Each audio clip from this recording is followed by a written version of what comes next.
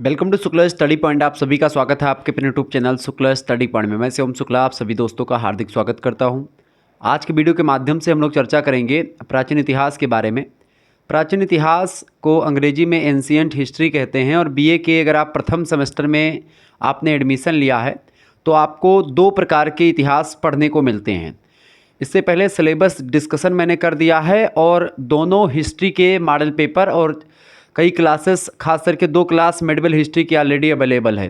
तो अगर आपके एग्जामिनेशन फॉर्म में केवल हिस्ट्री लिखा है यानी कि केवल इतिहास लिखा है या केवल हिस्ट्री लिखा है, ठीक है, तो वो मध्यकालीन इतिहास होता है या मेडिवल हिस्ट्री होता है। तो हिस्ट्री या मेडिवल हिस्ट्री ये अलग विषय है एक बीए में पढ़ने के लिए।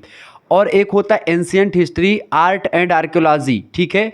इसके बारे में अगर बात की जाए तो ये प्राचीन इतिहास होता है जिसमें आर्ट आर्किटेक्चर, जो प्राचीन भारत में सिक्के मुद्राएं तमाम प्रकार के जो एक प्रकार से स्तंभ लेख पुरातत्व से रिलेटेड तमाम प्रकार की चीज़ें जो हमको मिलती हैं। यानी कि एंशिएंट हिस्ट्री में आपको पॉलिटिकल इतिहास तो पढ़ना है लेकिन ये मध्यकालीन इतिहास या मॉडर्न हिस्ट्री जैसे कोई चीज़ों को आपको नहीं पढ़ना है। वहाँ पर आपको यही सिक्के कैसे बनते हैं, ठीक है, इसके अलावा प्राचीन काल के सिक्के, प्राचीन काल का समाज, अर्थव्यवस्था, राज्य, ये सब आपको वहाँ पर देखने को मिलेगा, ठीक है। यहाँ पर पॉलिटिकल हिस्ट्री बहुत कम पढ़नी पड़ेगी आपको प्राचीन इतिहास में, ठीक है। इसमें आपको मध्यकालीन इतिहास नहीं पढ़ना, केवल प्राचीन इतिहास ही पढ़ना है। और उसके साथ ही साथ आपको मंदिर बनाने की जो विभिन्न शैलियाँ हैं जैसे द्रविड़ शैली, ठीक है, इसके अलावा द्रविड़ शैली, इसके अलावा आपका बेसर शैली हो गई, ठीक है, और नागर शैली हो गई। नागर शैली उत्तर भारत की मंदिर जो बनते हैं नागर शैली में, दक्षिण भारत के जो मंदिर बनते हैं वो द्रविड़ शैली में। और जो द्रविड़ और नागर दोनों प्रकार की विशेषताओं को धारण किए हुए मंदिर होते हैं वो एक प्रकार से होते हैं बेसर शैली। बेसर माने होता है मिक्सचर, ठीक है, किसका, नागर और द्रविड़ का। तो ये सब आपको प्राचीन इतिहास में पढ़ना होता है। प्राचीन इतिहास अगर आपका सब्जेक्ट है यानी एंशिएंट हिस्ट्री अगर आपके एग्जामिनेशन फॉर्म में लिखा हुआ है तो आपका यही सब्जेक्ट है। न्यू बैच प्रारंभ हो चुके हैं 2025-26 की परीक्षाओं के लिए, 24-25-26 तीनों के लिए, आगे के लिए भी इंपॉर्टेंट है। बीए फर्स्ट सेमेस्टर की अगर बात की जाए तो चैप्टर संख्या 1 की अगर बात करें तो एक में एक प्रकार चैप्टर नंबर 1 में आपको क्या पढ़ना है, यानी कि चैप्टर नंबर 1 में आपको पढ़ना है जो एक प्रकार से प्राचीन भारतीय इतिहास जानने के जो विभिन्न स्रोत रहे हैं उन्हीं स्रोतों के बारे में हम लोगों को जानना है। अब प्राचीन इतिहास जो कि जब घटित हो रही घटनाएं होती हैं प्राचीन इतिहास की, मतलब जो प्राचीन इतिहास हम पढ़ रहे हैं उस समय की घटनाओं को आज हम पढ़ रहे हैं। अब ये घटनाएं हम क्यों जान पाते हैं, कहाँ से हमको पता चलती है कि उस समय प्राचीन काल में ऐसा रहा होगा या ऐसा हुआ होगा या एक प्रकार से ऐसा हुआ, हमको कैसे पता चलता है? हमको 3 तरीके से पता चलता है कि प्राचीन समय में इतिहास में क्या हुआ होगा या जो बीत गया उस समय में क्या चीज़ें हुई होंगी। पहली बात, ठीक है, पहली बात ये कि प्राचीन भारत में जो इतिहास जानने के स्रोत हैं प्राचीन भारत के, वो स्रोत एक प्रकार से कई स्रोत हैं। जैसे अगर स्रोतों की अगर मैं बात करूं बेसिकली तो स्रोत में खास करके जो पहला स्रोत होता है वो होता है साहित्यिक स्रोत। साहित्यिक स्रोत की अगर बात की जाए तो साहित्यिक स्रोत वह स्रोत होता है जो एक प्रकार से जैसे पुस्तक वगैरह साहित्य में तमाम, जैसे संस्कृत साहित्य की तमाम पुस्तकें, पाली साहित्य, प्राकृत साहित्य, तो इन सभी साहित्य में कई प्रकार की पुस्तकें लिखी गई। तो उन पुस्तकों में उस समय के बारे में, उस समय की सामाजिक दशा के बारे में, राजनीतिक सिचुएशन के बारे में, इसके अलावा आर्थिक व्यवस्था, राज्य व्यवस्था, पॉलिटिकल सिस्टम, सभी के बारे में, और उस समय के जो राजा महाराजा होते थे उनके बारे में साहित्य में जरूर मेंशन होता है। तो सबसे पहली बात साहित्य यानी जो पुस्तक वगैरह हमको मिली हैं उन पुस्तकों के माध्यम से हमको जानकारी मिलती है कि उस समय क्या रहा होगा, कैसे इतिहास रहा होगा, उसको समझेंगे। दूसरा जो हमको एक प्रकार से जो स्रोत होता है किसी भी इतिहास को जानने के लिए, जो दूसरा स्रोत होता है वो होता है पुरातात्विक स्रोत। पुरातात्विक स्रोत का मतलब होता है जैसे कि हमको कुछ सिक्के मिल जाएं, हमको कुछ एक प्रकार से अभिलेख मिल जाएं, हमको एक प्रकार से तमाम प्रकार के से कोई ईंट मिल जाए, कोई मूर्ति मिल जाए, कोई स्ट्रक्चर मिल जाए, ठीक है, जिसका जो एक प्रकार से चूर्ण लेकर के हम कार्बन डेटिंग की जो सिस्टम है पद्धति उसके द्वारा हम उस समय के बारे में पता लगा पाएँ कि उस समय के एक प्रकार से कितना समय पुराना ये चीज़ है। या सिक्कों पर लिखा होता था राजा महाराजाओं का नाम, सिक्कों पर सन भी कभी कभी लिखा होता था, तो उससे एक प्रकार से उस समय के बारे में हमको पता चल जाता है कि उस समय लोगों को किस धातु का ज्ञान था, सिक्कों को बनाने की जो व्यवस्था थी, टकसाल व्यवस्था, वो कैसी थी, ठीक है, उस समय कौन से राजा महाराजा शासन करते थे, ये सब हमको यहाँ से जानकारी मिलती है, ठीक है। तमाम प्रकार की चित्रकलाएं, स्मारक मुद्राएं, ये सब मिलती हैं। तीसरा होता है महोदय, वो होता है विदेशी यात्रियों के विवरण, यानी कि कुछ ऐसे विवरण होते हैं जो कि विदेश के लोग जो हैं वो एक प्रकार से, चूँकि विदेशी लोग ही नहीं भारत के लोग भी यात्राएं करते रहे हैं, तो विदेश के लोग जो थे वो एक प्रकार से पृथ्वी के बारे में, पृथ्वी के अलग अलग राज्यों, अलग अलग देशों के बारे में जानने के लिए समुद्रों के माध्यम से, ठीक है, इसके अलावा बाई रोड, बाई जल, हर माध्यम से एक प्रकार से वो एक स्थान से दूसरे स्थान पर जाते थे ताकि एक प्रकार से खोजबीन हो सके और वो एक प्रकार से और धरती के बारे में या पृथ्वी पर जो और तमाम प्रकार के देश हैं उनके बारे में जान पाएँ, वहाँ के रहन सहन, पहनावा ओढ़ावा, संस्कृति, सभ्यता, इन सभी के बारे में जान पाएँ, परिचित हो पाएँ उन सभी से। यानी विदेशी यात्री जो रहे हैं वो लगातार आते रहे हैं। जैसे कि अब अभी ये तीन साहित्यिक मतलब ये स्रोत होते हैं प्राचीन भारतीय इतिहास को जानने के। हालांकि कोई भी इतिहास जानने के यही तीन स्रोत होते हैं। इन्हीं तीन स्रोतों के माध्यम से हमको यह जानकारी मिलती है कि उस समय क्या हो रहा होगा, कैसे रहा होगा, क्या क्या सिचुएशन रही होंगी, सारी जानकारी हमको इस दौरान या इस तीनों माध्यम से मिलती है। अब साहित्यिक स्रोतों की बात की तो अभी डिटेल में हम हर चीज़ को देखेंगे। साहित्यिक स्रोत में दो प्रकार के हमको साहित्य मिलते हैं। एक होते धार्मिक साहित्य, यानी ऐसे साहित्य जो कि धर्म को आधार बना करके लिखे गए, जैसे रामायण, महाभारत, वेद, पुराण, ये सब धार्मिक साहित्य के अंतर्गत आ जाएंगे। बौद्ध, जैन साहित्य ये सब आ गए, ठीक है। और एक होता है लौकिक साहित्य। लौकिक साहित्य की अगर बात किया है तो लौकिक साहित्य में एक प्रकार से कुछ पुस्तकें, यानी लौकिक साहित्य के बारे में अगर बात किया है तो कुछ पुस्तकें मिली, जैसे कि कौटिल्य का अर्थशास्त्र जो हो गया, ये लौकिक साहित्य है, ठीक है। इसके अलावा हर्षचरित जो रचना है बाणभट्ट की, कौटिल्य मतलब ये किसकी रचना है भैया, कौटिल्य, ये यानी कि चाणक्य की रचना है, ठीक है, ध्यान रखेंगे, लिख लीजिएगा कौटिल्य, ठीक है, कौटिल्य यानी चाणक्य। हर्षचरित जो रचना किसकी है भैया, ये रचना है बाणभट्ट की, ठीक है, बाणभट्ट की रचना है। क्लियर, थोड़ा सा मैं इसको और ऊपर कर दूं ताकि क्लियर हो जाए सारी चीज़ें। देखें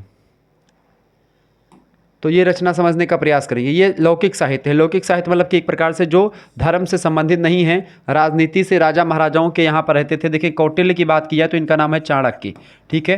तो ये चाणक्य की रचना है अर्थशास्त्र, जो कि राजनीति से रिलेटेड है। नाम इसका अर्थशास्त्र है लेकिन रिलेटेड किससे है, ये प्रशासनिक व्यवस्था से, राजनीति से। अच्छा, राजनीतिक व्यवस्था में ही एक प्रकार से इकोनॉमिक्स भी कहीं आ जाता है, यानी कि अर्थव्यवस्था के भी पुट दिखाई पड़ते हैं। हर्षचरित एक प्रकार से पुस्तक है। हर्षचरित जो है ये हर्षवर्धन के बारे में जानकारी देती है और ये रचना किसने लिखी है, बाणभट्ट नाम के एक कवि हैं। बाणभट्ट जो हैं एक प्रकार से हर्षवर्धन के दरबार में रहा करते थे। हर्षवर्धन ये वही विद्वान हैं या वही राजा हैं जो एक प्रकार से जो है हिंदू के बड़े ज़बरदस्त राजा रहे हैं। प्रभाकर वर्धन के पुत्र रहे हैं। राज्यवर्धन के बड़े भाई थे, इनकी बहन का नाम था राजश्री, ठीक है। और हर्षवर्धन की अगर बात की है तो वही हर्षवर्धन ही है। पुष्यभूति वंश के थे। हरधन वंश भी कहा जाता है, वर्धन वंश भी कहा जाता है इनके वंश को। एक तीसरी रचना भी है कल्हड़ की राजतरंगड़ी।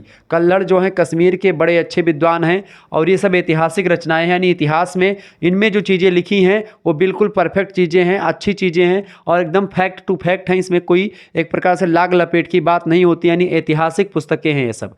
राजतरंगड़ी जो है किसकी है, कल्हड़ की रचना है, ठीक है। किसकी रचना है, कल्हड़ की रचना है, ठीक है। ये बात ध्यान रखें।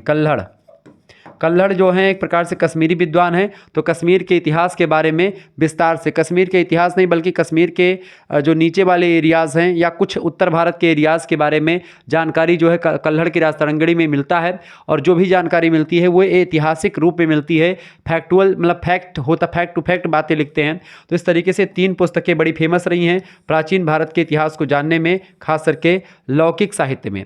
अब धार्मिक साहित्य की अगर बात की जाए तो धार्मिक साहित्य में जैसे कई प्रकार के धर्म रहे हैं भारत में। देखिए एक तो ब्राह्मण साहित्य रहा। ब्राह्मण साहित्य में जैसे कि वेद हैं, उपनिषद हैं, आरण्यक हैं और वेदांग है। वेदांग कौन है, 6 वेदांग होते हैं, जिसमें आपका निरुक्त हो गया, ज्योतिष हो गया, ठीक है, ये सब आपके वेदांग है। तो आर्यण तमाम प्रकार के आर्यणक हैं, वेदांग हैं, उपनिषद हैं, जैसे कठोप उपनिषद हो गए और तमाम प्रकार के ऐसे मुंडक उपनिषद, कठोप उपनिषद, ठीक है।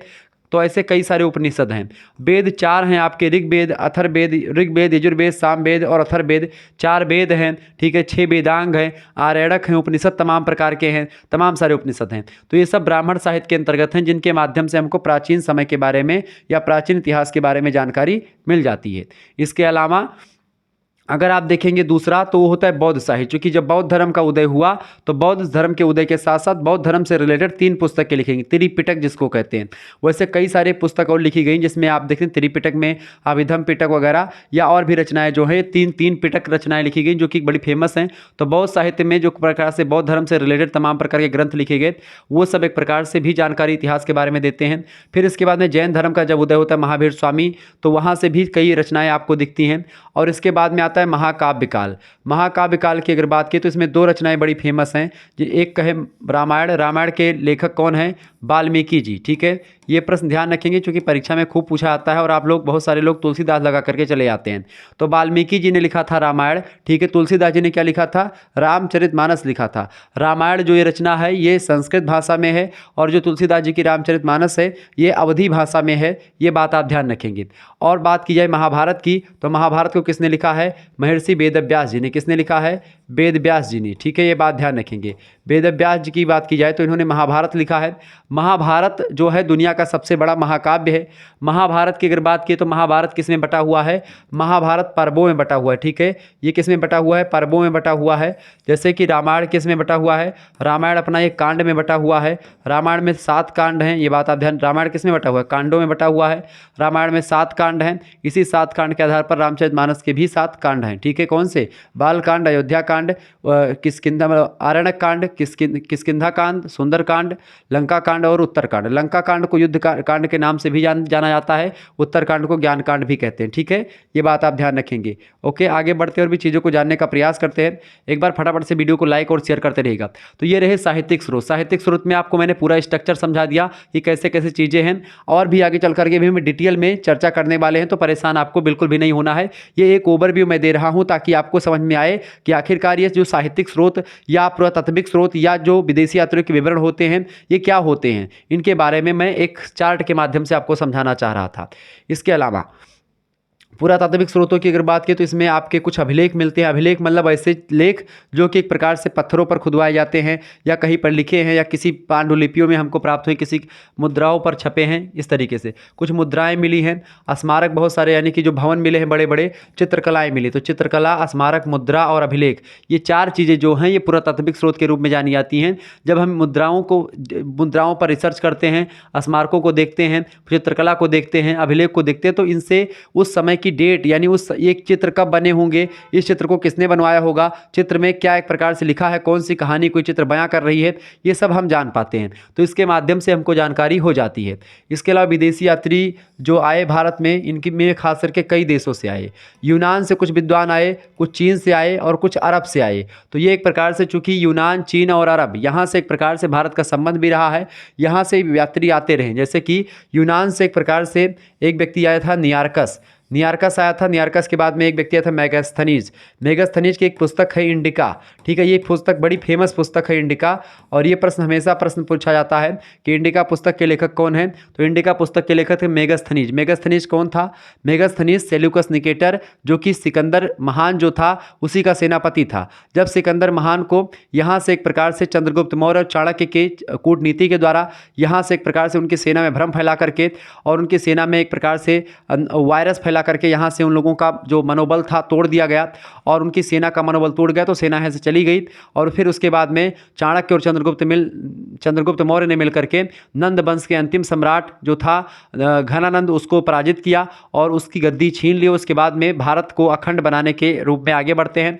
चंद्रगुप्त मौर्य गद्दी पर बैठता है, चाणक्य प्रधानमंत्री के पद पर होते हैं। और फिर उसके बाद में सेल्यूकस निकेटर जो कि सिकंदर का एक प्रकार सेनापति था, उसको थोड़ा बहुत डाउट था कि कुछ दिक्कत जरूर है, ऐसे क्यों हो गया। तो उसके मन में बदला लेने की भावना जग रही थी कि भाई हमको आक्रमण एक बार फिर से भारत करना है, भारत से आगे बढ़ना है। ठीक है, सेल्यूकस निकेटर पुनः आक्रमण करने के लिए तत्पर होता है और वो आता है आक्रमण करने के लिए।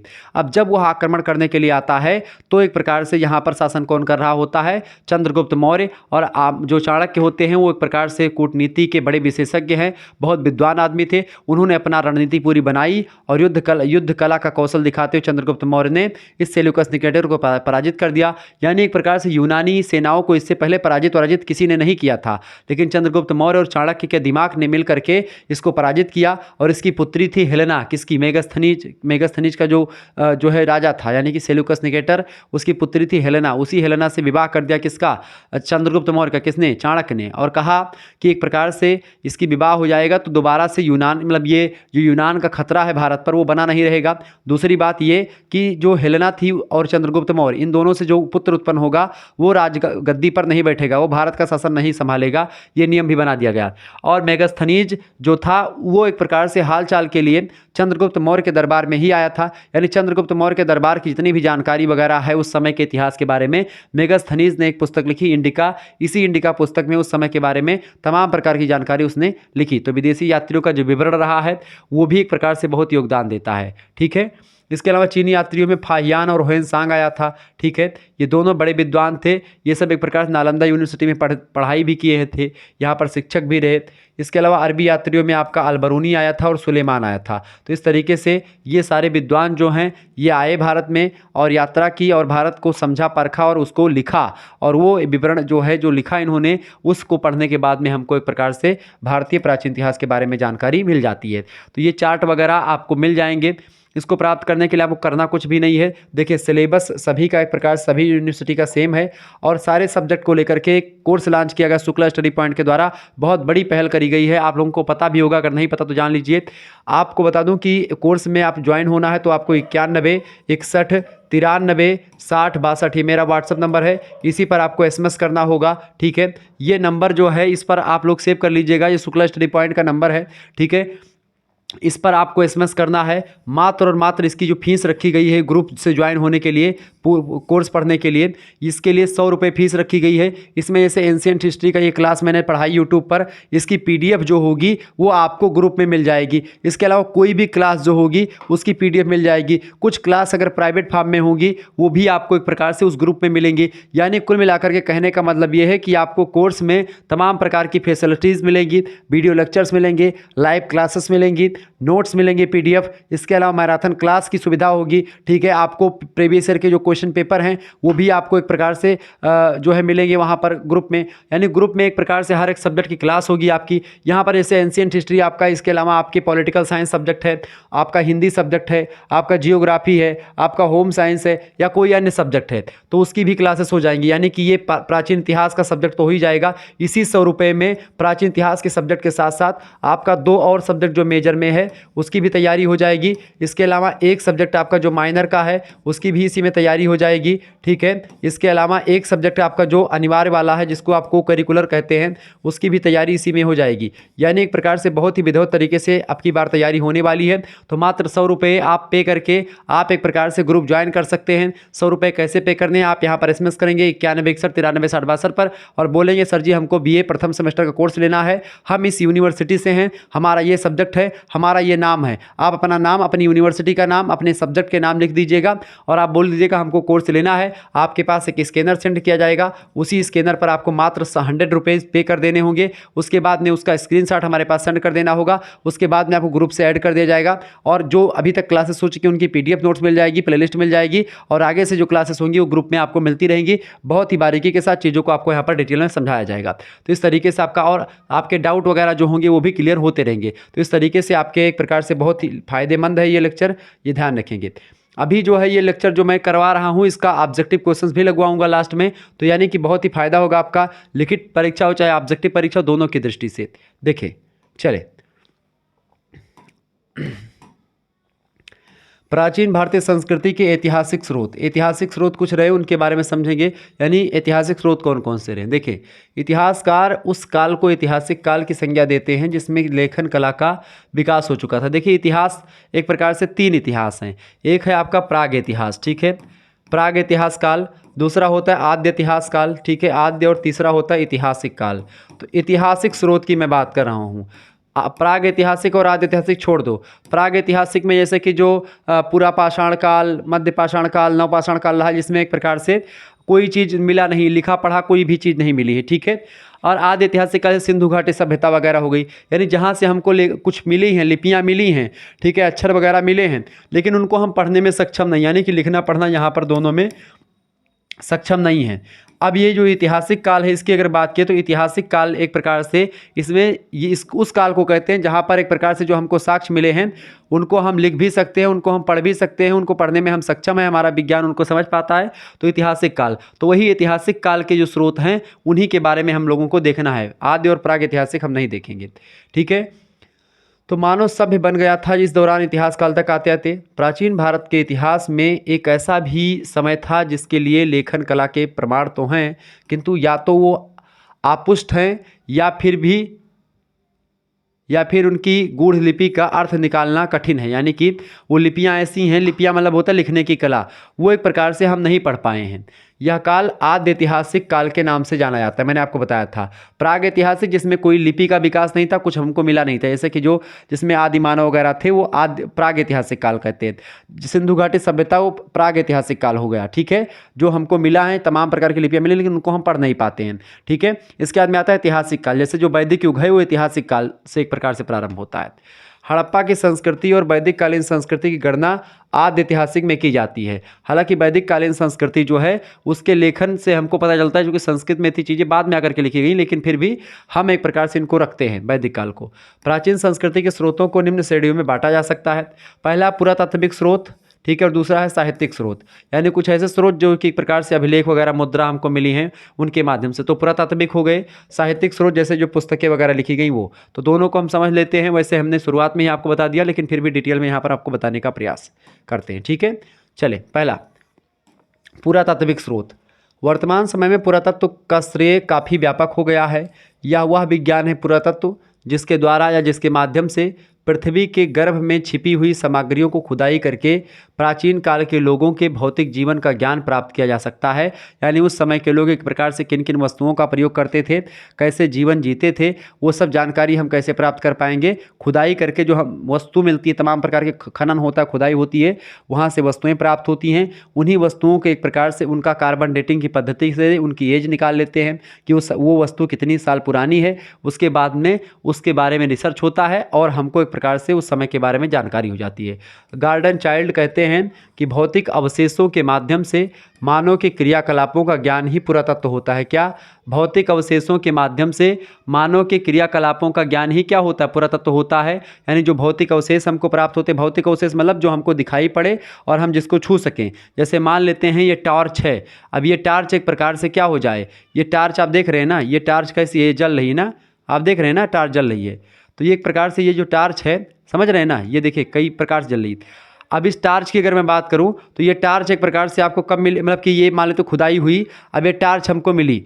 अब ये टार्च क्या है? एक भौतिक वस्तु है, इसको हम छू भी सकते हैं, इसको हम देख भी सकते हैं, ठीक है। ये टार्च क्या है? भौतिक वस्तु है। तो भौतिक वस्तु का पता आप पुरातत्व से लगा पाएंगे, लेकिन जो भावनाएं होती हैं, इमोशंस होते हैं, वो साहित्यिक स्रोत से आपको मिलते हैं। तो भौतिक चीज़ें पृथ्वी मान लेते हैं, अब ये पृथ्वी अभी पलट जाए, अब ये चीज़ टार्च जो है ये पृथ्वी के नीचे दब जाएगी। अब जब आने वाले 2-3-4 हज़ार या 10,000 साल बाद में फिर से मनुष्य की उत्पत्ति होगी, तब ये टार्च जब उनको मिलेगी या टार्च का एक आठ नेट बोल्ट मिलेगा तो देखेंगे उसको, फिर इस पर रिसर्च करेंगे कि भाई ये टार्च बनी कैसी थी। तो उसके बाद में वो पता लगा लेंगे कि उस समय एक प्रकार से शुक्लासर थे, उन्हीं की ये टार्च थी। मतलब वो उनको मतलब ये नहीं पता चलेगा शुक्लासर की टार्च है, उनको पता चलेगा कि उस समय एक प्रकार से ऐसी टार्च चलती रही होगी, ठीक है। ये बात, तो ये भौतिक वस्तु है। तो वही भौतिक अवशेष, भौतिक अवशेष यानी इसी के तमाम नेट बोल्ट जो है वही अवशेष होते हैं।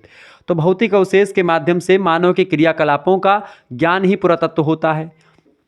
बीबी लाल कहते हैं कि पुरातत्व विज्ञान की वह शाखा होती है जो अतीत की मानव संस्कृतियों को व्याख्यायित करती है। संस्कृतियाँ, कल्चर जो होती हैं, संस्कृतियाँ दो प्रकार की होती हैं, एक भौतिक संस्कृति और एक अभौतिक संस्कृति। भौतिक संस्कृति जैसे कि टार्च हो गई, बोतल हो गया, किताब हो गया, ये सब आपकी भौतिक संस्कृति है।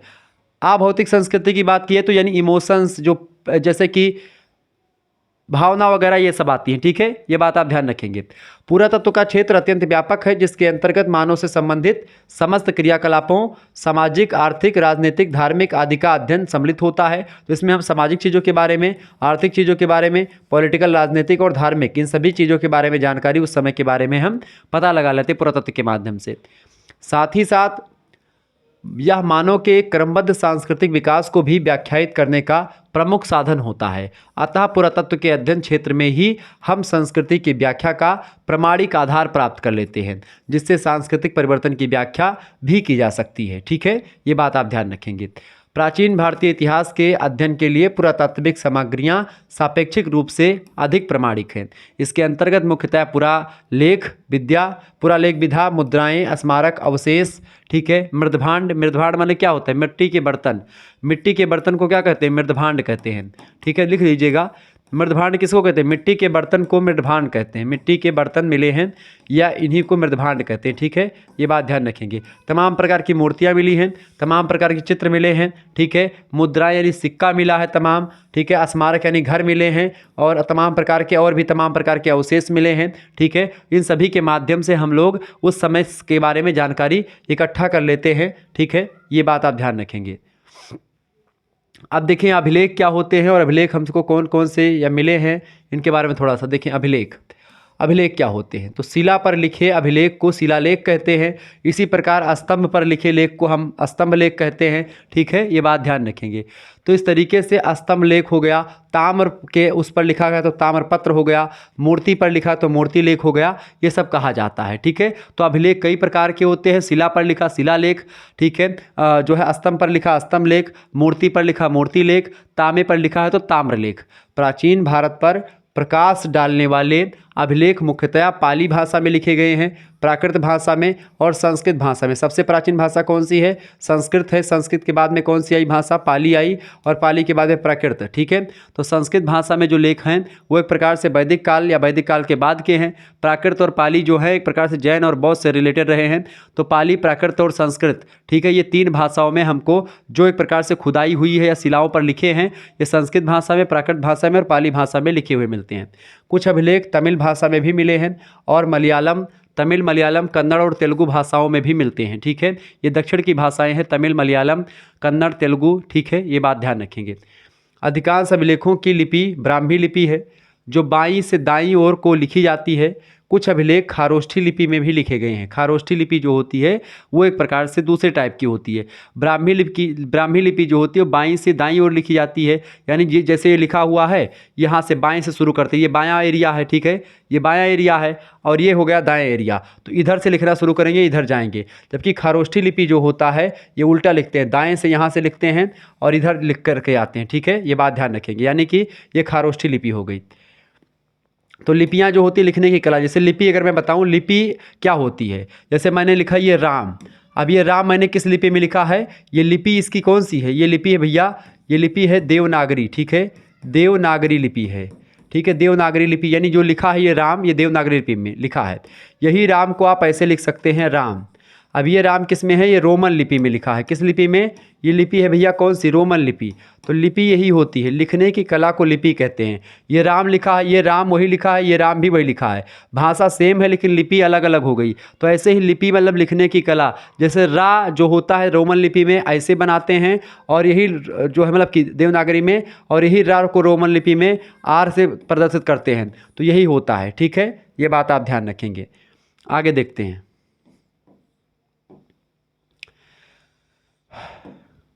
कुछ विदेशी अभिलेखों से भी प्राचीन भारत पर प्रकाश पड़ता है। एशिया माइनर में बोगज कोई का अभिलेख जो मिला है वो विदेशी अभिलेखों में प्रमुख है। इसके अतिरिक्त पर्सिपोलस तथा जो है नक्शे रुस्तक के अभिलेखों से प्राचीन भारत और ईरान के पारस्परिक संबंधों पर प्रकाश डालते हैं ये सब अभिलेख। यानी अभिलेखों के माध्यम से हमको इतिहास के बारे में ठीक ठाक जानकारी और एक ऐतिहासिक जानकारी प्राप्त होती है। इसके बाद में दूसरे जो मुद्दे हैं वो हैं आपके स्मारक। स्मारकों से भी बहुत सारी चीज़ें हमको मिलती हैं। स्मारक यानी तमाम प्रकार के घर वर, जैसे प्राचीन भवन जो हैं, प्राचीन मूर्तियाँ, भग्न अवशेष, ठीक है, इन सभी का भी भारतीय इतिहास में विशेष महत्व रहा है। यद्यपि स्मारक राजनीतिक स्थिति पर तो विशेष प्रकाश नहीं डाल पाते हैं, किंतु इससे सांस्कृतिक क्षेत्र में अत्यधिक जानकारी प्राप्त होती है। उस समय के कल्चर के बारे में जानकारी हमको घर वगैरह से मिल जाती है। आध्यात्मिक जानकारी मिल जाती है कि घर भाई अगर मंदिर से में बने तो मंदिर वगैरह नहीं है, यानी पूजा पाठ होता रहा होगा। मंदिर मिलते हैं, स्तूप और अन्य स्मारक तत्कालीन धर्म और आध्यात्मिक भावना के साथ साथ कला की भी जानकारी देते हैं कि उस समय कैसी कला थी, किस तरीके के मंदिर बनते हुए थे, ये सब जानकारी हमको मिल जाती है। मोहनजोदाड़ो एवं हड़प्पा में उत्खननों से संभवतः विश्व की प्राचीनतम सभ्यता सिंधु सभ्यता का पता चला है, जिसमें एक प्रकार से तमाम प्रकार की वस्तुएं मिली हैं जिनके माध्यम से हम सिंधु घाटी सभ्यता के बारे में पता लगाते हैं। ठीक है, इसके बाद में हमको कई सारी मुद्राएं भी मिली हैं। मुद्राओं की अगर बात की जाए तो मुद्राएं कई सारी मिली हैं। प्राचीन भारत पर प्रकाश डालने वाले पुरातात्विक स्रोतों में मुद्राएं यानी सिक्कों का विशिष्ट स्थान रहा है। मुद्राएं तत्कालीन राजनीतिक, धार्मिक, आर्थिक स्थिति और कला पर विशेष रूप से प्रकाश डालती हैं। बीजी गोखले, ठीक है, बीजी गोखले कहते हैं, उन्होंने मुद्राओं के महत्व पर प्रकाश डालते हुए लिखा कि सिक्के जो होते हैं वो अत्यंत बहुमूल्य होते हैं, क्योंकि उनके बिना विश्वसनीय इतिहास की रचना प्रायः असंभव है। यानी सिक्कों पर एक प्रकार से उस समय के बारे में जानकारी लिखी होती है, और उस समय मतलब सिक्कों से कार्बन डेटिंग सिक्कों को करी जाती है। उसके बाद में सिक्कों की एज का पता लगाया जाता है कि सिक्के कितने साल पुराने हैं। पुरातात्विक साक्ष्य क्या होते हैं? हरियाणा के एक स्थान भावनापुर, ठीक है, भगवानपुर और पंजाब की 3 जगहों पर की खुदाई से चित्रित मृदभांड यानी PGW यानी कि मिट्टी के बर्तन मिले हैं, उसके अवशेष मिले हैं, लौह वस्तुओं की अनुपस्थिति में प्राप्त हुए हैं। सामान्यतः गंगा यमुना दुआब यानी गंगा और यमुना के मैदान के बीच, मतलब गंगा और यमुना नदी के बीच का इलाका, उसी को दुआब कहते हैं। दुआब बेसिकली केवल गंगा और यमुना के बीच के इलाकों को नहीं कहते हैं। दुआब का मतलब होता है 2 नदियों के बीच का इलाका, और 2 नदियों के बीच के इलाकों में एक प्रकार से खेती वगैरह खूब होती है, यानी उपजाऊ क्षेत्र होता है। तो गंगा यमुना दुआब और उसके पूरब की ओर उत्खनित स्थानों से दोनों साथ साथ पाए जाते हैं। प्रतीत होता है कि ये स्थल लौह पूर्व अवस्था वाले चित्रित धूसर मृदभांड यानी PGW संस्कृति का प्रतिनिधित्व करते हैं। इस तरीके से एक प्रकार से यहाँ से बर्तन वगैरह मिले हैं। उपयुक्त उत्खनित स्थलों से अनाज भी अप्राप्य रहा है, जबकि पशु अस्थियां बड़ी मात्रा में मिली हैं यहाँ से। यह बस्ती ऋग्वेद में वर्णित पशु केंद्रित संस्कृति की पुष्टि करती जान पड़ती है। इस तरीके से पूरा तत्व के जो लोग थे, उन लोगों ने तमाम प्रकार की रिसर्च की होगी और उसके बाद में जानकारी दी। पुरातत्वविदों ने इन स्थलों से प्राप्त जानकारी का काल 1500 ईस्वी से लेकर के 1000 ईसा पूर्व तक माना। ठीक है, मतलब 1500 ईसा पूर्व से लेकर के 1000 ईसा पूर्व माना कि इस समय का दौरान रहा होगा, जो अन्य स्रोतों के आधार पर ऋग्वैदिक सभ्यता के निर्धारण काल से मेल खाता है। उत्तर वैदिक काल में चित्रित धूसर मृदभांड के साथ लोहे के उपकरण भी प्राप्त हो जाते हैं। इस तरीके से वैदिक काल में लोहे का विकास तो नहीं, लेकिन एक प्रकार से मृदभांड का विकास था, मिट्टी के बर्तन बनाए जाते थे। बाद में लोहों का विकास हुआ, उसके बाद में फिर चीज़ें आगे होने लगी। दूसरा स्रोत होता है आपका साहित्यिक स्रोत। साहित्यिक स्रोत में वैदिक साहित्य। वैदिक साहित्य में वेदों में सबसे प्राचीन वेद है ऋग्वेद, जिसमें हमें ऋग्वैदिक समाज की जानकारी मिलती है। वहीं दूसरी ओर सामवेद, यजुर्वेद और अथर्ववेद, 3 वेद और हैं। ठीक है, इससे उत्तर वैदिक समाज के बारे में हमको जानकारी मिलती है। ऋग्वेद में सबसे पुराना वेद है, उसके बाद में फिर उत्तर वैदिक आता है, जिसमें 3 वेदों के जानकारी मिलती है, तीनों वेदों से। इन चारों वेदों की सहायता से हम लगभग 900 वर्षों का इतिहास जान पाते हैं। 1500 ईसा पूर्व से लेकर के 600 ईसा पूर्व का जो इतिहास है पूरे के पूरे भारत का, ये एक प्रकार से उस समय के बारे में हमको जानकारी मिलती है। ये बात आप ध्यान रखेंगे। इन ग्रंथों से आर्यों की उत्पत्ति का पता चलता है। उनके मूल निवास स्थान, जो आर्य लोग इंडिया में आए वो कहाँ से आए, उनका मूल निवास स्थान कहाँ रहा, ये सब वेदों से हमको जानकारी मिलती है। आर्यों का फैलाव कैसे हुआ, विस्तार कैसे हुआ, ठीक है, उनकी राजनीतिक संरचना कैसी रही, सामाजिक व्यवस्था कैसी रही आर्यों की, आर्थिक क्रियाकलाप क्या करते थे, मतलब कि वो पैसा रुपया कमाने के लिए क्या करते थे, वो किन किन देवी देवताओं की पूजा करते थे, उनका जो आध्यात्मिक पॉइंट ऑफ व्यू है, धार्मिक दृष्टिकोण है, वो कैसा था, सांस्कृतिक उपलब्धि उनकी कितनी थी। ठीक है, इन सभी की जानकारी हमको वेदों से मिलती है। अथर्ववेद की अगर बात की, जो सबसे चौथा वेद है, उस समय के समाज का चित्र मिलता है। जब आर्यों ने अनार्यों के अनेक धार्मिक विश्वासों को अपना लिया। अनार्य मतलब कि ऐसे लोग जो भारत में पहले से निवास करते थे, और आर्य लोगों जो भारत में एक प्रकार से बाहर से आकर के इनको पराजित किया और इनको एक प्रकार से पराजित करके और यहाँ पर शासन करना प्रारंभ कर दिया। आर्य बेसिकली भारत के ही निवासी हैं। कुछ लोग कहते हैं मध्य एशिया से आए, कुछ लोग कहते हैं कि ये सिंध वाले प्रांत के जगहों से आए हैं, लेकिन इस पर पूरा भी रिसर्च बाकी है। आर्य कहाँ से आए, इस बारे में विद्वान में मतभेद रहा है। अगला साहित्य सूत्र साहित्य। सूत्र साहित्य जो है वैदिक साहित्य के बाद आता है। सूत्र साहित्य का काल वैदिक साहित्य के बाद आता है। ये सूत्र इसलिए कहलाते हैं क्योंकि इसमें सूत्रों के रूप में लेखक अपनी बात अभिव्यक्त करता है। सूत्र साहित्य की सहायता से वैदिक उत्तर यानी वैदिक काल के बाद का जो जीवन है उस पर प्रकाश पड़ता है। वैदिक काल के बाद यानी जो है 1500 या 1000 या 900 या 600 ईसा पूर्व के बाद के बारे में जानकारी मिलती है। वैदिक काल के अंत में वेदों का अर्थ ठीक प्रकार समझने के लिए वेदांगों की रचना हुई। चूँकि वेदों को पढ़ने के लिए, वेदों को समझने के लिए निरुक्त, ठीक है, व्याकरण और ज्योतिष, इन सभी शास्त्र का विकास हुआ, वेदांगों की रचना हुई। वेदांग कितने हैं? 6 वेदांगों के, मतलब कि वेद के कितने अंग हैं? 6 अंग हैं। इन्हीं 6 अंगों के माध्यम से वेद को हम अच्छे तरीके से जान पाते हैं। पहला वेद का अंग है शिक्षा, दूसरा है कल्प, तीसरा है व्याकरण, चौथा है निरुक्त, पांचवा है छंद और छठा है ज्योतिष। यानी शिक्षा, कल्प, व्याकरण, निरुक्त, छंद और ज्योतिष, ये 6 वेदांग हैं। वैदिक स्वरों का शुद्ध उच्चारण करने के लिए शिक्षा शास्त्र का निर्माण किया गया। ऐसे सूत्र जिनसे विधि और नियमों का प्रतिपादन, यानी कानून और कायदे, ठीक है, उनका प्रतिपादन किया गया। कल्प सूत्र एक प्रकार से उन्हीं को कहा जाता है। तो इस तरीके से क्या हुआ कि सूत्रों के विकास से भी एक प्रकार से बहुत ज़्यादा जानकारी हुई और वेदों के अर्थ को हम समझना प्रारंभ किए। इसके बाद में कल्प सूत्रों के 3 भाग होते हैं। कौन कौन से भाई? कल्प सूत्र, एक होता है स्रोत सूत्र, एक होता है गृह सूत्र और एक होता है धर्म सूत्र। स्रोत सूत्र में क्या होता है? जो स्रोत सूत्र हैं उनमें यज्ञ संबंधी नियम कायदों का उल्लेख है, ठीक है, यानी यज्ञ कैसे किया जाता है, यज्ञ में किस देवी देवता का आवाहन कैसे करना है, किस मंत्र से करना है, ये एक प्रकार से कल्प सूत्र में बताया जाता है। गृह सूत्रों की अगर बात की तो गृह सूत्र में मनुष्यों के लौकिक तथा पारलौकिक कर्तव्यों का विवेचन किया जाता है।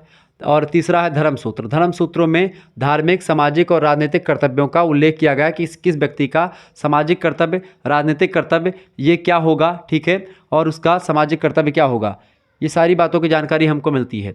इसके बाद में अगला काल आता है महाकाव्य काल। महाकाव्य काल जो मैंने वहाँ पर मैंने चार्ट समझाया था, तो मैंने समझाया था ना कि महाकाव्य काल, तो इसमें भी महाकाव्य काल में क्या हुआ, ब्राह्मण साहित्य के अंतर्गत महाकाव्य भी आते हैं, जिसमें रामायण और महाभारत सर्वाधिक महत्वपूर्ण है। मौर्योत्तर काल में रामायण की रचना महर्षि वाल्मीकि के द्वारा की गई। यद्यपि इनकी मूल कथा की रचना वाल्मीकि ने की, तथापि बाद में इसका निरंतर विस्तार होता रहा। इसका अंतिम रूप से संकलन 12वीं शताब्दी में किया गया। यद्यपि इस कथा की ऐतिहासिकता संदिग्ध है, तथापि इस महाकाव्य ने पूरे भारतीय समाज के सामने एक आदर्श रूप जरूर प्रस्तुत किया है। और मतलब कि पूरे के पूरे भारत में रामायण जो है ही नहीं, बल्कि पूरे संसार में रामायण की गाथा जो है वो गाई जाती रही है, ठीक है। इस मूल कथा के माध्यम से भारतीय समाज और उसकी संस्कृति पर व्यापक प्रकाश डाला गया है। और दूसरा है महाभारत। ये दूसरा प्रमुख महाकाव्य है जिसकी रचना महर्षि वेदव्यास जी ने की है। और इसका अंतिम रूप से संकलन गुप्त काल में हुआ 400 ईस्वी में, ठीक है। यद्यपि मूल कथा ऐतिहासिक है इसकी, तथापि इसमें निरंतर विस्तार किया जाता रहा है और विभिन्न स्वतंत्र कथाओं को एक दूसरे से जोड़ करके महाकाव्य का रूप इसको दे दिया गया है। इसका प्रारंभिक नाम जो था महाभारत का वो था जय संहिता।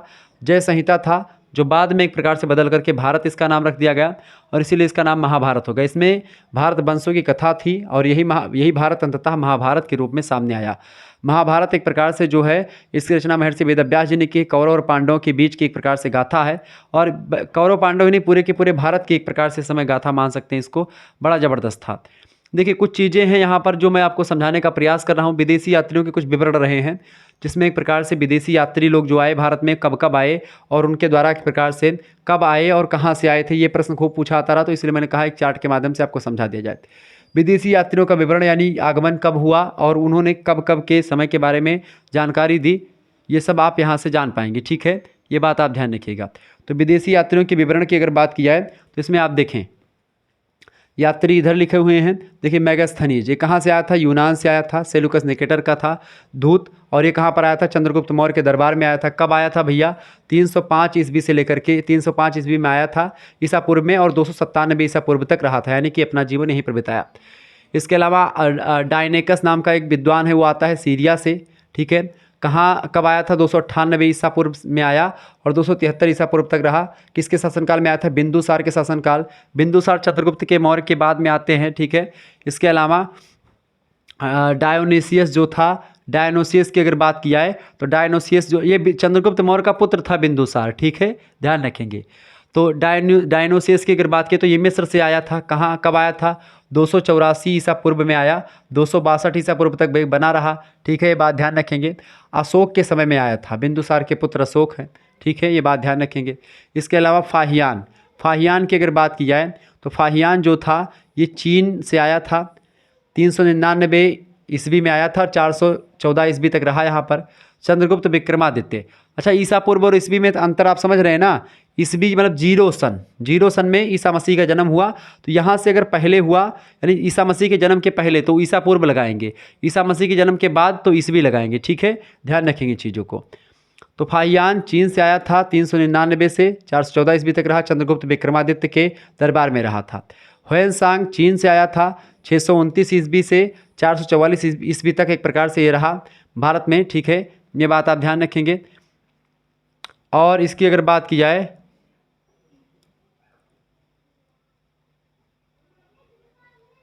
429 यहाँ पर कर लें। ठीक है, 429 से लेकर के 444 ईस्वी हर्षवर्धन के दरबार में रहा। इसके अलावा बात की इत्सिंग नाम का एक यात्री था, चीन से आया था 675 ईस्वी में 695 ईस्वी तक रहा, पश्चिमोत्तर भारत में एक प्रकार से ये आया था। इसके अलावा सुलेमान आया था अरब से, 9वीं शताब्दी में आया था। देवपाल शासन था उस समय देवपाल का, देवपाल जो थे पाल वंश के शासक हैं।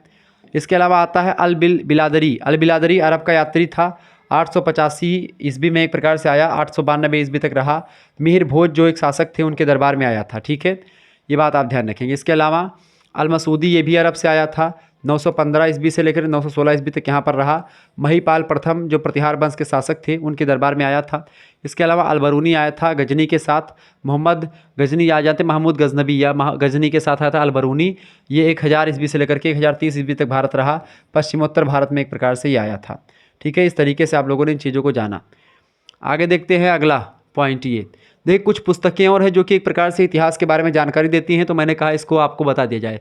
देखिए जैसे कौटिल्य की अर्थशास्त्र हो गई, कल्हड़ की राजतरंगड़ी हो गई, और एक प्रकार से बाणभट्ट जो रचना बाणभट्ट की रचना है हर्षचरित, उसके बारे में तो मैंने आपको शुरुआत में समझाया था। इसके अलावा ऐतिहासिक पुस्तकों में एक चौथी पुस्तक है चचनामा पुस्तक की बात की तो इसमें अरबों की सिंध विजय के बारे में वर्णन मिलता है कि अरब लोग जो आए एक प्रकार से उन्होंने सिंध पर यानी कि जो उत्तर भारत का जो सिंध वाला एरिया है उस पर आक्रमण कैसे किया और कैसे विजय प्राप्त करी।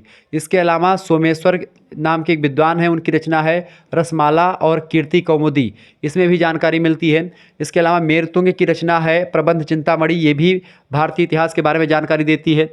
इसके अलावा राजशेखर नाम के एक कवि हैं, इनकी रचना है प्रबंध कोश, इसमें बड़ी ज़बरदस्त जानकारी इतिहास में मिलती है। इसके अलावा गुजरात के चालुक्य वंश का अंतिम मतलब गुजरात के चालुक्य वंश यानी सोलंकी वंश का अंतिम और संस्कृति का अच्छा वर्णन आपको मिलता है किसमें, राजशेखर की रचना में। ठीक है, प्रबंध कोश में। इस तरीके से आप देखेंगे ये सब रचनाएं ऐतिहासिक रचनाएं जिसके माध्यम से हमको जानकारी मिलती है। क्लियर। कुछ ऐसी रचनाएं भी आपको यहाँ पर देखने को मिलेंगी जो कि एक प्रकार से बड़ी फेमस हैं। अर्ध ऐतिहासिक रचनाएं कुछ हमको मिलेंगी, यानी कि सेमी एक प्रकार से हिस्टोरिकल जो एक प्रकार से वर्क्स हमको हैं, रचनाएं जो मिली हैं उनके बारे में हम जानने का प्रयास करते हैं। ठीक है, ये प्रश्न बहुत ही मतलब कि ये पॉइंट आपके बहुत ही महत्वपूर्ण है। ये सब पुस्तकें आपकी परीक्षा में पूछी जाने वाली हैं, तो आप इनको थोड़ा सा बहुत अच्छे तरीके से नोट डाउन कर लीजिएगा। ठीक है, देखिए मुद्रा राक्षस ये रचना किसकी, विशाख दत्त की है। एक नाटक है मुद्रा राक्षस, चाणक्य की कूटनीति के द्वारा नंद वंश की समाप्ति और चंद्रगुप्त मौर्य के राज्यारोहण पर प्रकाश डालती है। यानी किस तरीके से नंद वंश के शासक घनानंद को पराजित करते हैं चाणक्य और चंद्रगुप्त अपनी कूटनीति का प्रयोग करके, उसके बारे में विस्तार से जानकारी मुद्रा राक्षस में मिलती है, जो कि विशाख दत्त की एक नाटक है, रचना है।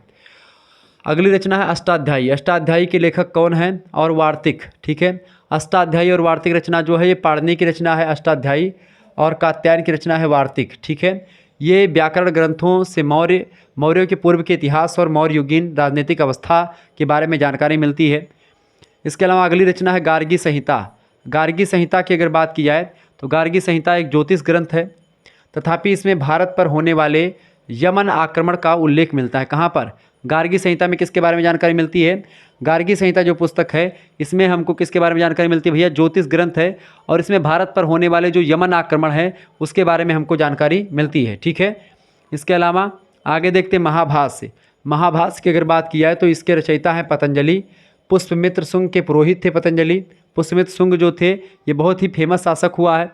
इस ग्रंथ से क्या होता है, शुंग जो है उस शुंग वंश के इतिहास के बारे में हमको पूरी जानकारी मिलती है। अगली पुस्तक है मालविकाग्निमित्रम। कालिदास की रचना है मालविकाग्निमित्रम, एक नाटक है, शुंग काल की राजनीतिक जो सिचुएशन है, परिस्थितियां हैं, उन पर प्रकाश डालती है रचना। कुछ ऐतिहासिक जीवनियाँ भी हैं जिनके माध्यम से, हिस्टोरिकल बायोग्राफीज़ हैं जिनके माध्यम से हमको जानकारी मिलती है प्राचीन इतिहास के बारे में। वो जानकारी कौन कौन सी उसको जान लेते हैं। ये सब आपको PDF मिल जाएगा, ठीक है, आपको PDF मिल जाएगा। वो कोर्स वाला जो मैंने पूरा प्रोसेस बताया उसको आप थोड़ा सा समझ लीजिएगा, ठीक है। चलें, जैसे अश्वघोष की रचना है बुद्ध चरित। बुद्ध चरित जो है गौतम बुद्ध के चरित्र पर प्रकाश डालता है। और वाकपति के गौडवोह कन्नौज नरेश यशोवर्मन के गौड़ नरेश पर जो विजय मतलब नरेश पर किए गए आक्रमण का विवरण भी इससे प्राप्त होता है। बिल्हड़ की रचना है विक्रमांक देव चरित। ये भी एक प्रकार से कल्याणी के चालुक्य वंशी जो विक्रमादित्य षष्ठ हैं या विक्रमादित्य षष्ठम हैं उनके बारे में जानकारी देती है। कौन? विक्रमांक देव चरित, जो कि बिल्हड़ की रचना है, ठीक है। बिल्हड़ भी कश्मीर के ही लेखक हैं, जैसे कल्हड़ हैं वैसे बिल्हड़ हैं। पद्मगुप्त की बात की तो इनकी रचना है नौ शाह सांग चरित, ठीक है। नौ शाह सांग चरित जो है ये धार नरेश मुंज तथा उसके भाई सिंधुराज पर आधारित एक प्रकार से पुस्तक है। पद्मगुप्त, ठीक है, ने इस पुस्तक को लिखा था। ये बात आप ध्यान रखेंगे। वीडियो को लाइक कर दीजिएगा, चैनल पर अगर नए हैं तो सब्सक्राइब जरूर कर दीजिएगा, क्योंकि इसी प्रकार से इन्फॉर्मेटिव वीडियो मैं लगातार आपको देता रहता हूँ। क्लियर? वीडियो को लाइक कर दीजिएगा और शेयर कर दीजिएगा। अगली पुस्तक है संध्याकर। संध्याकर नंदी के द्वारा लिखित रचना है रामचरित। रामचरित में 12वीं शताब्दी में बंगाल के कैवर्त जाति के किसानों और पाल वंशी राजा जो थे रामपाल, उनके संघर्ष का वर्णन मिलता है। यानी कि बंगाल के कैवर्त जाति के किसान के बीच में और पाल वंश के राजा थे रामपाल, उन दोनों के बीच में क्या होता है, किसान और राजाओं के बीच में संघर्ष की कहानी आपको इसमें मिलेगी रामचरित में। आगे देखते हैं अगला एक प्रकार से जो पुस्तक है। अगली पुस्तक कौन सी भैया? हेमचंद्र के द्वारा लिखी गई पुस्तक है कुमारपाल चरित। कुमारपाल चरित में चालुक्य शासकों खास करके जयसिंह सिद्धराज तथा कुमारपाल का जीवन चरित्र से संबंधित रचना है। इसके अलावा अगली पुस्तक है जयानक की पृथ्वीराज विजय। पृथ्वीराज विजय जो है ये चाहमान वंश के इतिहास पर प्रकाश डालती है। चाहमान वंश की रचना मतलब जो पृथ्वीराज चौहान वगैरह हैं वही चाहमान वंश के ही थे, उनके बारे में जानकारी ये पुस्तक हमको देती है, ठीक है। ये बात आप ध्यान रखेंगे। तो कुल मिलाकर के चाहमान वंश के बारे में जानकारी हमको कहाँ से मिलती है? ये पृथ्वीराज चौहान वगैरह के बारे में जो जानकारी मिलती है ये हमको विक्रमांक देवचरित विक्रमांक देवचरित विक्रमादित्य द्वितीय के बारे में जानकारी मिलती है। इसमें जयानक की रचना है पृथ्वीराज विजय। पृथ्वीराज रासो भी रचना है पृथ्वीराज चौहान के बारे में जिसमें जानकारी मिलती है। चंद्रबरदाई ने लिखा है इस पुस्तक को, तो चौहान वंश की जानकारी यहाँ से मिलती है। तो ये सब एक प्रकार से कुछ रचनाएं हैं जो कि एक प्रकार से पूरी सिद्ध या ऐतिहासिक रचनाएं नहीं हैं, लेकिन फिर भी जानकारी हमको मिलती है। इसके अतिरिक्त और भी कई जीवनियाँ हैं जिनमें तत्कालीन इतिहास की जानकारी मिलती है, जैसे कि बल्लाल का भोज प्रबंध जो रचना है उसमें जानकारी मिलती है इतिहास के बारे में। इसके अलावा नयन चंद्र की रचना है हम्मीर काव्य, इससे भी जानकारी मिलती है। सोमेश्वर की रचना है कीर्ति कौमुदी, इससे भी जानकारी मिलती है। यहाँ से अब मैं आप एक बात बता दूँ, आप लोग सोचेंगे गुरुदेव इतना सारी पुस्तकों के नाम आपने बता दिए, क्या सारी पुस्तकों के नाम हमको ध्यान रखने हैं? बिल्कुल नहीं, आपको ध्यान रखने, यानी कि सारी पुस्तकों के नाम आपको बिल्कुल ध्यान नहीं रखना है। इसको लेकर के आप परेशान ना हो, यानी कि आपको बस कुछ ही पुस्तकों के नाम ध्यान रखने हैं, ठीक है। ये बात ध्यान रखेंगे। अभी ऑब्जेक्टिव टाइप के क्वेश्चंस को मैं चर्चा कर रहा हूँ, फटाफट से एक बार वीडियो को लाइक कर दीजिएगा। चैनल पर अगर नए आए हैं तो सब्सक्राइब जरूर कर दीजिएगा।